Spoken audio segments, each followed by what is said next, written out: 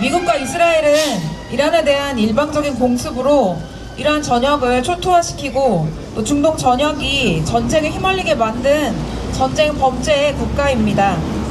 이란이 완강히 저항하면서 반격하자 트럼프는 지난 17일 SNS를 통해서 한국을 포함해 영국과 독일, 일본, 중국 등의 파병을 요청했습니다. 나토의 유럽 동맹국들은 파병을 거절했고 중국은 군사작전 중단을 촉구했지만 한국 정부는 답변하기 애매하다면서 모호한 입장을 보이고 있습니다.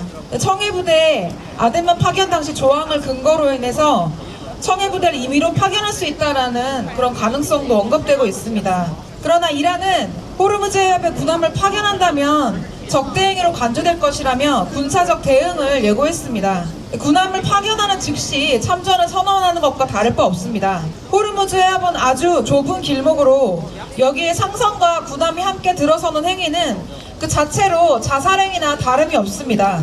이번에 이란의 공격을 받은 나라들은 중동에 미군 기지가 있는 미국의 우방국들입니다. 만약 미국 기지가 없었다면 이들 국가는 공격받지 않았을 것입니다. 미국과 이스라엘의 이란 침략이 미국과 관계 맺고 있는 국가들을 전쟁에 휘말리게 만든 것입니다. 주한미군은 결코 우리를 보호해 준 적이 없으며 따라서 우리가 미국의 파병 요청에 응할 아무런 이유가 없습니다. 미국과 이스라엘의 이란 공격은 아무런 명분이 없는 침략 전쟁일 뿐입니다. 이란은 미국과의 핵 협상에서 양보를 거듭하며 군사적 충돌을 피하려고 했지만 이스라엘과 미국은 이란에 핵무기가 있다는 어떠한 증거도 없는 상황에서 일방적으로 이란을 폭격해 180여 명의 어린 여학생들과 선생님들을 죽이는 이런 만행을 저질렀습니다. 미국은 전 세계에서 가장 많은 핵을 보유하고 있고 이스라엘은 중동에서 유일하게 핵무기를 가진 국가입니다. 이런 두 나라가 핵무기를 가지고 있다는 어떤 증거도 없는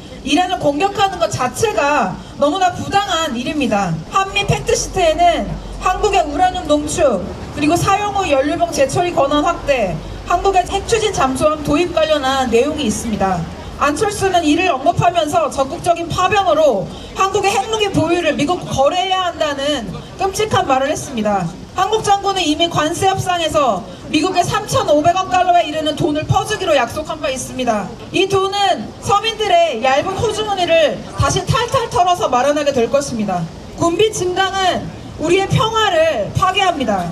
모두의 안전과 복지를 위한 비용을 삭감하게 하고 더 큰 폭력과 전쟁을 불러올 뿐입니다. 또한 한국의 무기업체들은 아랍에미레이트, 사우디아라비아, 이라크 등의 천공투 요격 미사일 등 무기를 판매하면서 이미 이 침략 전쟁에 깊숙이 개입하고 있습니다. 트럼프의 두 아들은 미국 드론 업체에 투자해서 미 국방부로부터 자금을 받으려 하고 있습니다. 여기에 한국의 사모펀드도 투자를 한다고 합니다. 또 기름값의 폭등에는 대형 정유사들의 담합이 큰 비중을 차지하고 있습니다. 이것은 대체 누구를 위한 전쟁이며 무엇을 위한 파병입니까? 경제적, 사회적 혼란을 일으키고 있는 것은 바로 미국과 이스라엘입니다. 이재명 정부는 이란과 중동, 나아가 세계에 평범한 사람들을 죽음과 고통 그리고 혼란으로 몰아넣고 군수산업과 에너지 기업만을 배불리는 이런 야만적인 침략 전쟁에 결코 관여해서는 안 됩니다. 지금 한국이 해야 하는 일은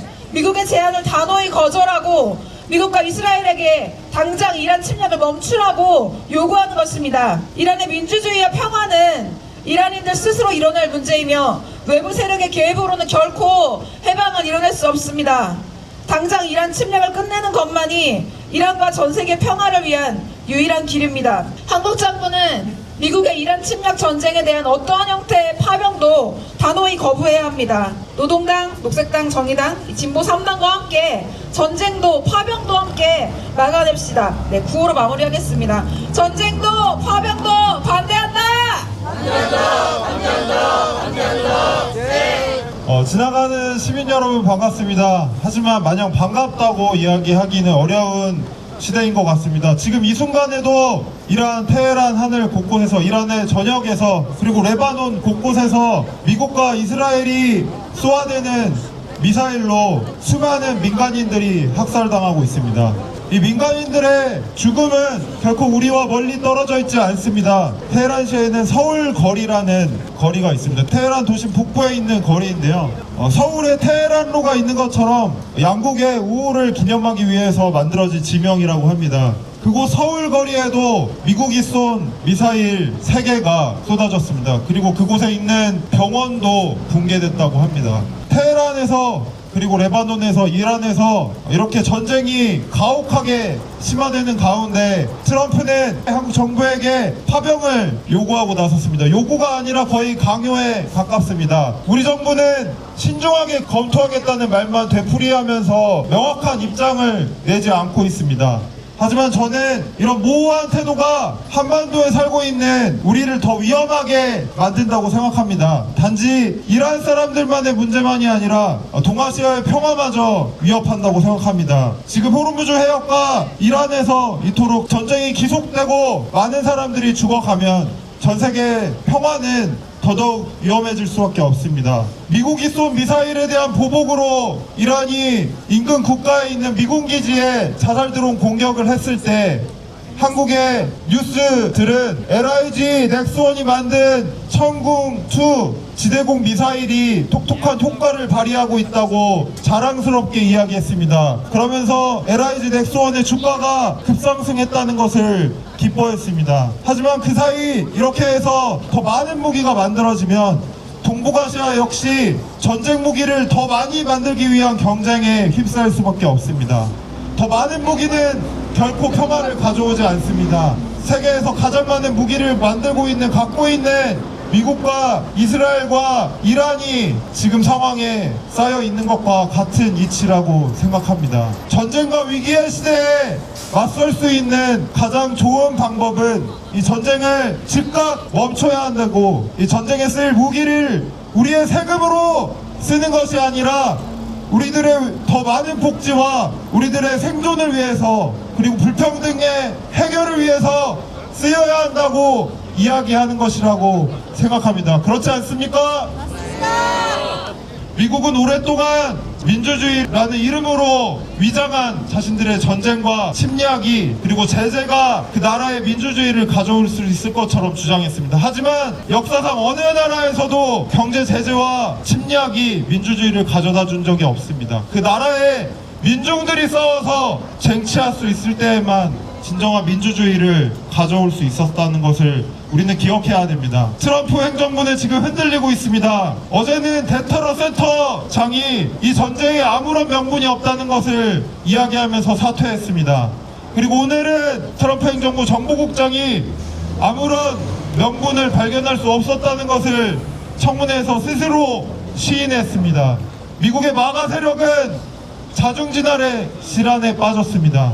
더 많은 전쟁 반대의 목소리, 더 많은 평화를 위한 목소리가 외쳐질 때 우리는 지금 이 전쟁을 멈출 수 있습니다. 한국 정부가 맹숭맹숭하게 습관처럼 신중히 검토하겠다는 말만 되풀이하는 것이 아니라 스페인 정부처럼 혹은 아일랜드처럼 더 명확하게 이 전쟁이 잘못됐다는 것을 분명하게 말해야 합니다.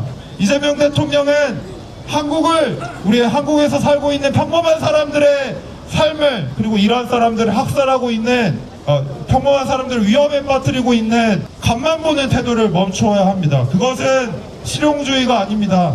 아무 내용도 없는, 가치도 없는 간보기일 뿐입니다. 이 전쟁을 멈추고 한국 정부가 파병을 절대 하지 않겠다고 말할 수 있을 때까지 계속해서 힘차게 싸워나갔으면 좋겠습니다. 그것이 유일하게 우리가 지금 세계의 평화를 지키기 위해서 할 수 있는 일이라고 생각합니다.